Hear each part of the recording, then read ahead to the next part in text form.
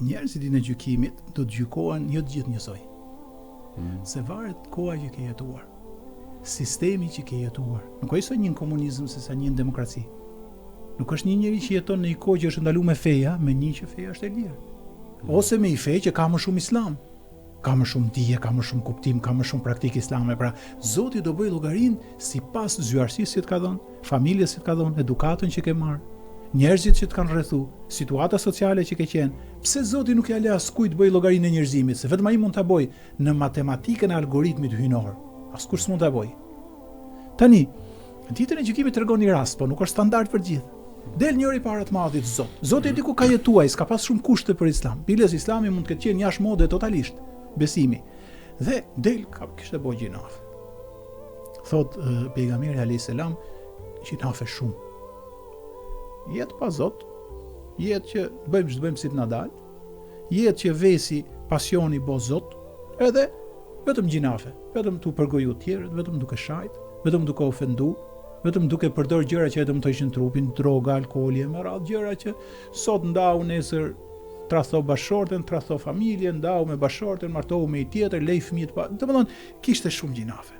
Unë po i them, nuk i tregon hadithi, po tregoj që kishte gjinafe. Gjinafe në raport me Zotin, po gjinafe në raport me njerëzit.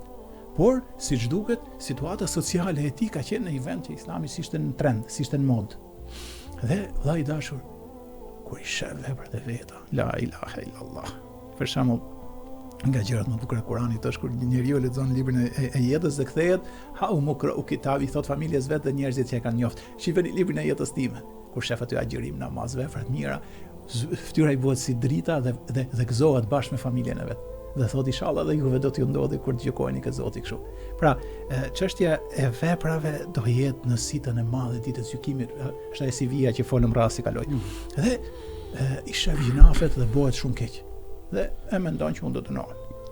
Engjëjt që kanë qenë të posaçërisht për veprat e këtij thonë, i madhi Zot, o i drejt, o ti që si bën pa drejtësi askujt. I thonë, që se e njohin mirë Allahun xhel xhelalu. I thonë, ky ka diçka e cila nuk bën sy, sa ai shumë këqija sa ka nuk, por ky në një vend, në një ditë, në një orë ka thonë la ilaha illallah. I çast, po ajo nuk u duket në krahasim me. Edhe Zoti thot nxirr janë atij. Dhe janë nxjerrin, si mund të themi fletush të vogël. La ilaha illallah. Si s'kishte shajt, ç'a vlerë mendot ai ka la ilaha illallah. Gjinafet i kishte bër me shumicë. La ilaha illallah, i po mendonte që shumë pak. Sa ai vlla nuk e dinte çdo thot fjala Allah dhe fjala Zot. Sa pesh ka ajo. Çka çfarë do të jetë tjetër, fjala Zot do thot sumtus suprem, fjala Zot do të thot i gjithfuqishëm, i gjithpushteshëm. Fjala Zot kur e thot njeriu, se mund ta thojnë dhe krijesa të tjera, engjëj, kur e thot njeriu fjalën Zot që ka mundësi dhe mos ta thot, vlerësohet pafund. Pa ai nga s'kishte pas dituri fetare. Dhe i thot Zoti, sot është dita drejtësisë, në peshore vendosjeni veprat e këqija në njërin anë dhe vendosjeni këtë bitak të letër në anën tjetër të peshores. Aq sa ka.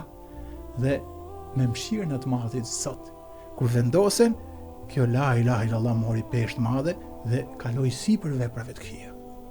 Disi e ka mbyll hadithin pejgamberi alayhis salam, dhe asgjë, asnjë vepër tjetër sado i keq të jetë, s'mund të krahasohet me emrin e të madhit Zot. Dhe çapo kemi qëllim me këtë podcast, që sa herë themi Zot, sa herë themi Allah, sa herë themi Krijues, sa herë themi Rahman i gjithëmëshirshëm, sa herë themi El Jabbar i gjithëpushtetshëm, sa herë themi Latif. Çfarë është Latif? A di çfarë është emri i Zotit Latif? I buti. Prit, i buti është starti. Po. A di kush është kuptimi i thellë? Funi bukurisë. A di çfarë është Latif? Ai që të bën mirë dhe ti derisa vdesësh nuk i kupton shumicat e të mirave që të bën. La. Ky është kuptimi i thellë i emrit Latif. A di çfarë thot? Të bën çdo kohë të bën të mira dhe ti shumica derisa të vdesësh nuk i merr vesh ai ti ka bë. Aq i mirë është ai. Si e ka robi, të bëj të mirë, thot kom bë 10 me ti përmend. I madhi Zot të mbulon me të mira të shumta që ti nuk i din dhe asnjëherë ti nuk i merr vesh ai i bën nga që është i mirë vet.